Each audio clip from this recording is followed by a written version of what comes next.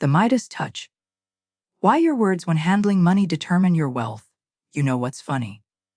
We spend our entire lives touching money. We grab it, we count it, we hand it over, and we stuff it into our wallets.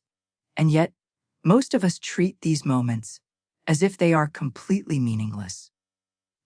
But what if I told you that every single time your fingers make contact with currency, you are doing one of two things.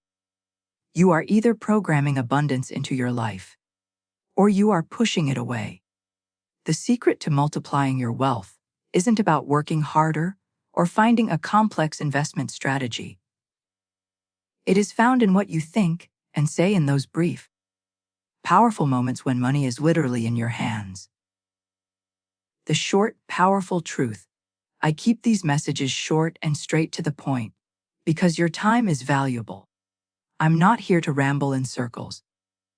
I'm here to give you actionable wisdom you can use immediately. No fluff, no filler, just the transformational truth. Have you ever noticed how some people seem to attract money effortlessly, while others work themselves to exhaustion and remain broke? Have you felt that sinking feeling in your stomach when looking at your bank account? If you've ever said, "I can't afford that," or "money doesn't grow on trees," you are reinforcing the very poverty you're trying to escape. Your subconscious, the ultimate computer. Your subconscious mind is the most powerful computer ever created. It doesn't understand sarcasm or jokes. It takes everything you say as a direct command. When you're at the checkout counter thinking, "There goes my hard-earned cash," your subconscious hears an instruction. It says, "Okay, you want to be broke. I'll make sure that happens." The universe is not punishing you. It is simply reflecting back to you exactly what you claim as your reality. This is scientific. Everything is energy. Money is energy. You are energy. When you speak words of lack while touching money, you create a vibrational pattern that repels abundance. But when you speak words of gratitude and increase, you become a magnetic force. The 3 levels of money consciousness. To change your life, you must understand where you are standing. Poverty consciousness. You see money as scarce and hard to get. Every payment feels like a loss. You live in constant fear. Survival consciousness. You have enough to get by, but you're always playing, not to lose. You're waiting for the other shoe to drop. Prosperity consciousness. You understand that money is a river that circulates. You see yourself as a channel. You give freely and receive freely. The beautiful truth. You can shift to level 3 instantly by changing your words at the magic portal. That moment when money is in your hands. The exact words of power. These aren't magic spells. They are statements of truth that align your mind with the flow of the universe. When receive money, whether it's a paycheck, a gift, or finding a coin on the street, say, "Money flows to me easily and constantly from expected and unexpected sources. I am a money magnet, and I attract prosperity in every area of my life." By saying, expected and unexpected, you open infinite channels for the universe to surprise you. When giving money away, this is where most people fail. They mourn their money. Instead, when you pay a bill or buy groceries, you must bless the seed. Say, "I bless this money as it leaves my hands. It circulates, multiplies, and returns to me increased. I give freely and receive freely. There is always more than enough." Think of your bills differently. An electricity bill is proof you had light. A mortgage is proof you had shelter. Say, "I am grateful for the services I receive, and I pay joyfully, knowing my supply is unlimited." Daily practices for rapid change. The physical touch. Carry a little cash. Touch it every day, bless it. Tell it to go out and bring its friends back. Associate money with good feelings, not stress. Bless the wealth of others. When you see luxury car or someone else paying a large bill, don't feel jealous. Say, "That's wonderful. There's plenty for me." 2. Jealousy is the fastest way to block your own flow. The prosperity jar: every time you receive money, put a small amount, even $1, into a jar. Say, "This is my seed money." Watching money physically accumulate reprograms your brain to expect increase. Your words create your world. Some might say this is too simple, but your life is being spoken into existence right now. If you don't believe it, try complaining for a week and see how your life withers. Then, spend a week speaking only abundance and watch the shift. Stop saying, "I can't afford it." That is a declaration of powerlessness. Instead, say, "I am choosing to direct my resources elsewhere right now." Quapa 5. Take action. Ta, don't wait. Take a bill out of your wallet right now. Hold it and say, "I bless this money. I am grateful for this abundance. I am wealthy. I am prosperous." Say it with feeling. Emotion is the fuel. If you align your words, thoughts, and feelings, you take your foot off the brake and finally allow your life to move forward. Your wealthy life is waiting. It is sitting right on the other side of your willingness to change what you say when you touch money. Go touch some money right now and speak prosperity into your life. Your abundance starts today. The alchemy of the hand, mastering the vibration of wealth. My friends, we are going to go deeper into this mystery than we have ever gone before. You have heard me say that every time you touch money, you are at a crossroads. But do you truly understand the magnitude of that moment? Do you realize that the physical paper or the digital numbers on your screen are merely the garment worn by a living, breathing spiritual energy? Money is not a thing, it is a movement. It is a circulation of the divine intelligence of the universe. And when your hand makes contact with it, you are not just handling currency, you are handling the very current of life itself. Most people handle money with dead hands. They touch it with hands stained by the fear of tomorrow. They touch it with hands that are tight, clutching, and trembling with the terror of not enough. But I am here to teach you how to have the Midas touch. Not the Midas of the fable, who turned his food to gold and starved, but the spiritual Midas who understands that everything he touches with the feeling of abundance must, by law, multiply in his world. The secret life of your pocket. Think about the money currently in your wallet. Where has it been? Whose hands has it passed through?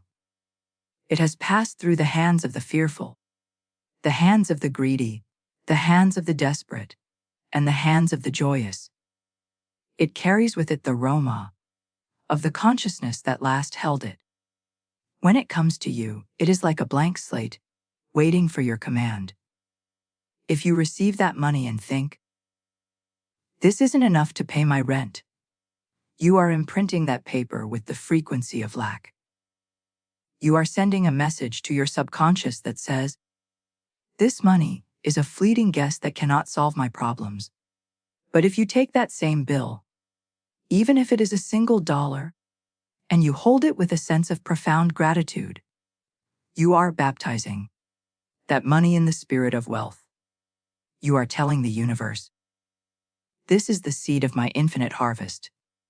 You see, the universe does not respond to the amount, it responds to the conviction. To the Father within, $1 billion and a single same thing, they are both just ideas. The only difference is the amount of feeling you put behind them.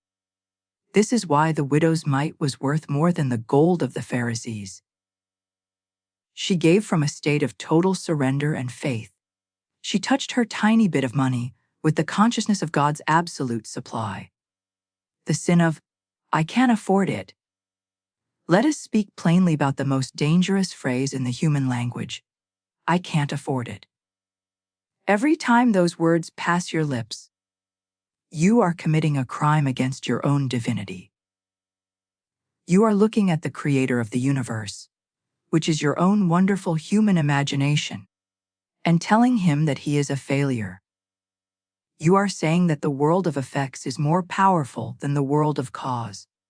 When you say, "I can't afford it," you are literally ordering a life of poverty from the cosmic catalog. Your subconscious mind, which is the most faithful servant you will ever have, hears that order and says, "Yes, Master. I will make sure you never have enough. I will create car breakdowns, unexpected medical bills, and job losses to ensure that your claim of not affording it remains a physical reality." You must strike that phrase from your vocabulary forever. If you see something you desire, but do not currently have the physical cash to purchase, do not say, "I can't afford it." Instead, say, "I am not currently choosing to manifest that in physical form, but I know it is mine in the spirit." Or better yet, look at the object and say, "Thank you, Father, for showing me my next possession." By doing this, you keep the door of your consciousness open. You stay in the frequency of having, even while the shadow of the world is still catching up. The ritual of the bill payment. Let us transform the way you pay your bills. Most of you treat bill paying as a funeral service. You sit down with a heavy heart, you sigh. You grumble about the companies, and you reluctantly send your money away. You are sending that money out with a curse on it. You are telling it, "I hate to see you go, and I'm afraid you won't come back." Is it any wonder that money seems to flee from you? Who would want to return to a home where they are mourned and resented? From this moment on, you will treat every bill as a letter of credit. When you pay your electric bill, you will say, "Thank you for the light. Thank you for the warmth. Thank you for the energy that powered my home this month. I bless this money as it goes out to pay the workers, the engineers, and the families of those who provided me this service. I send this money out as a messenger of my abundance, and I know it returns to me increased 1,000-fold." When you pay your money joyfully, you are signaling to your subconscious that you have an inexhaustible supply. You are acting like a king who doesn't care about the cost because his treasury is infinite. And because the subconscious mind cannot tell the difference between a fact and a feeling, it will begin to rearrange your world to provide you with the treasury that matches your feeling. The magnetic power of circulation. Wealth is like blood, it must circulate to stay alive. If you try to clutch your money, if you hoard it out of fear, you are essentially putting a tourniquet on your financial life. You are stopping the flow. This is why people who are cheap and stingy often find that their lives are filled with lack, even if they have money in the bank. They have money, but they do not have wealth consciousness. They are living in the survival level, always afraid that the well will run dry. But the man of prosperity consciousness, that the well is fed by an underground spring that never fails. He gives freely. He tips generously. He helps others without a feeling of loss. He understands the law of the harvestee. You must let the seed go into the ground if you want the fruit to appear. I am not telling you to be reckless. I am telling you to be bold in your assumptions. When you spend money, spend it with the feeling that you are seeding the universe. When you buy a meal for a friend, do not look at the price. Look at the joy. When you donate to a cause you love, do not feel poorer for it. Feel richer, because you are in a position to be a channel of blessing. The more you allow money to flow through you, the more the universe will pour into you. You are a pipe, and the bigger the opening, the more water can move through. The money magnet meditation. I want to perform a simple exercise tonight. Take a bill, any bill, from your pocket. Sit in the silence. Hold that bill between your palms. Feel its texture. Smell the ink. Now, close your eyes and imagine that this bill is a living thing. Imagine it as a scout you are sending out into the world. Tell that scout, go forth and bless everyone you touch. Provide food for the hungry, clothes for the cold, and joy for the weary. And as you go, gather your friends. Bring back the abundance that belongs to me by divine right. Tell them that the Master is ready to receive them. As you do this, feel the vibration of the money change. It will start to feel warm in your hands. This is not your imagination. Well, it is your imagination, which is the only reality. You are literally changing the atomic frequency of that object. You are making it magnetic. When you finally spend that bill, do not let it go with a sigh. Let it go with a wink and a smile. You know where it's going, and you know what it's bringing back. Overcoming the liar of the senses. The world will tell you this is nonsense. The practical man will say, Neville, that bill is still just a piece of paper. It doesn't care what you think. To that man, I say you are a slave to the world of effects. You are like a man who tries to change the movie by shouting at the screen. The piece of paper has no power. The economy has no power. The government has no power. Only your consciousness has power. If you believe that a piece of paper is just a piece of paper, then that is all it will ever be for you. But if you believe it is a representative of the infinite supply of God, then it will act as such. You must be like the scientist who knows that the solid table is actually a swirling mass of atoms and empty space. The solid fact of your debt is actually a swirling mass of old thoughts and empty assumptions. You can change the fact by changing the frequency. Do not be afraid of the leers, your eyes and your ears. They only know the past. They are the historians of your soul. You are the prophet of your soul. You are the one who speaks the new word into existence. The law of correspondence. The universe does not do coincidences. It does correspondence. As within, so without. If you feel broke, inside, the universe must correspond by making you outside. If you feel wealthy, inside, the universe must correspond by making you wealthy outside. It is an impersonal mathematical law. It has no choice. This is why some people can win the lottery and be broke again within 2 years.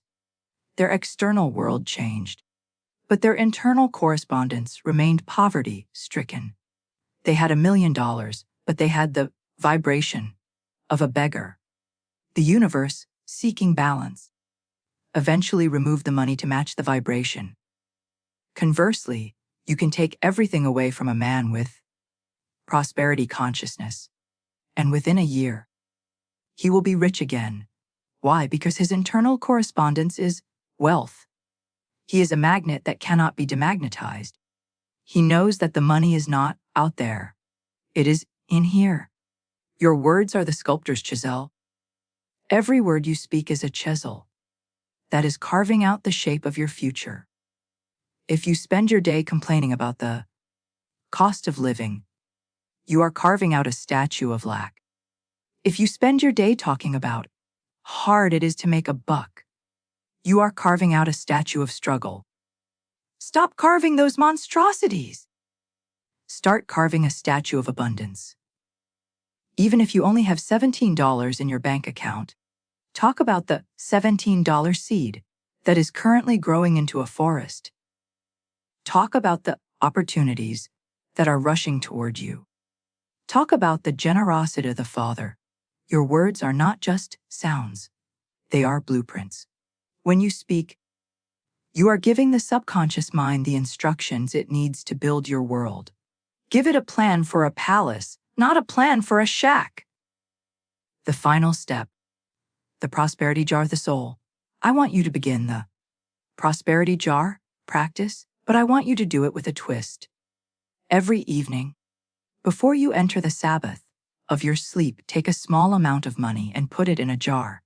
As you do not think about the dollar amount. Instead, think about the expansion. Say to the jar, this jar is a symbol of my expanding consciousness. As this jar fills, so does my awareness of the infinite supply. I am watching my wealth grow, not because I am working harder, but because I am being more. Look at that jar every morning. Let it be the first thing you see. Let it remind you that wealth is a collection of assumptions. It is a steady, daily accumulation of the feeling of, I have. The call to divine wealth. You were not born to struggle. You were not born to live in a state of just enough. You are a child of the King, and the King's treasury is yours to command. But the King does not beg. The King does not worry. The King simply decrees. Touch your money tonight with the hand of a king. Bless it, circulate it. Love it. Not for the sake of the paper, but for the sake of the spirit it represents. Change your money story, and you will change your life. The world of abundance is not coming. It is here. It is waiting for you to recognize it. It is waiting for you to stop looking at it and start looking from it. You are wealthy. You are prosperous. You are abundant. And from this moment on, your hands will always carry the Midas touch of the Spirit. The final decree. Claiming your seat at the table of abundance. My friends, we have traveled through the valleys of the mind and ascended the heights of the upper room. We have learned to sow the seeds of wealth in the fertile soil of the subconscious and to protect them from the birds of doubt. But now, as we reach the conclusion of this journey, I want to leave you with the most vital truth of all. It is the truth that bridges the gap between the man you are and the man you intend to become. It is the realization that the door to the treasury of God is never locked from the outside. The only thing that kept you from the life of opulence you desire is the garment of your own identity. You have been wearing the rags of the person who struggles, the person who is overlooked, or the person who never has enough. You have worn these rags so long that they have become a second skin. But I am here to tell you that you can step out of those rags this very moment. You do not need to earn your way into the kingdom. You do not need to prove your worth to a distant deity. You simply need to assume the robe of the king, the courage to be wealthy. It takes a peculiar kind of courage to be wealthy in a world that worships struggle. Society will tell you that poverty is noble or that wanting more is greed. These are the whispers of the fearful, designed to keep the masses in the valley. But you are not the masses. You are a creator. And a creator who lacks resources is like a painter without a brush or an architect without stone. Wealth is not a luxury. It is a divine necessity for the fulfillment of your purpose. When you decide to be rich, you are not taking from anyone else. You are tapping into an infinite reservoir that expands the more you use it. You are becoming a channel. And when the channel is wide, the entire world is blessed by the overflow. Do not apologize for your desire. Do not shrink your dreams to fit the small minds of your neighbors. Stand tall in your conviction says no. You say, I am. If the senses say, impossible, you say, its dom. The law of the finished result. As you go forth from this moment, I want you to practice the law of the finished result. Stop living for your wealth and start living from it. Do not wait for the bank account to change before you walk with confidence. Walk with confidence, and the bank account will be forced to change. Do not wait for the bridge of incidents to appear before you give thanks. Give thanks, and the bridge will materialize beneath your feet, one step at a time. Remember the secret of the still waters. In times of chaos, when the world tries to drag you back into the hustle, return to the silence. Return to the I am. The world of effects is always in a state of flux, but the world of cause, your imagination, is eternal and unchanging. If you remain faithful to the image of your wealth, that image must harden into fact. It is not a hope, it is a divine decree. Your new identity, tonight. As you lay your head down, Do not do so as the person who wants to be rich. Do so as the person who is rich. Feel the luxury of that state. Feel the freedom from care. Feel the joy of being a generous giver. Let this be your new identity. Wear it until it feels as natural as your own breath. For as you assume the feeling of the wish fulfilled, you are literally calling forth a new version of yourself. A version that has already mastered the laws of supply and demand. The deleted verses of the Bible are no longer hidden to you. You know now that all things are possible to him who believes. And you know that believing is not a mental effort, but a spiritual acceptance. You have accepted the truth. You have claimed your inheritance. Closing words, my friends, the time for seeking is over. The time for occupying has begun. Go out into the world of Caesar, but do not be of it. Walk as a king in disguise. Touch every coin with gratitude. Pay every bill with joy. Bless every success ye see in others, for their success is a mirror of your own. You are no longer a victim of circumstances. You are the master of your fate and the captain of your soul. The Midas touch is in your hands. The upper room is in your mind. Still waters. You are a money magnet, a divine channel, and a son of the Most High. The struggle is finished. The harvest is here. The world is yours. And so it is. You've reached the end of this 1-hour masterclass. You now possess the keys to the kingdom. But remember, knowledge without application is like a seed without soil. Your 30-day challenge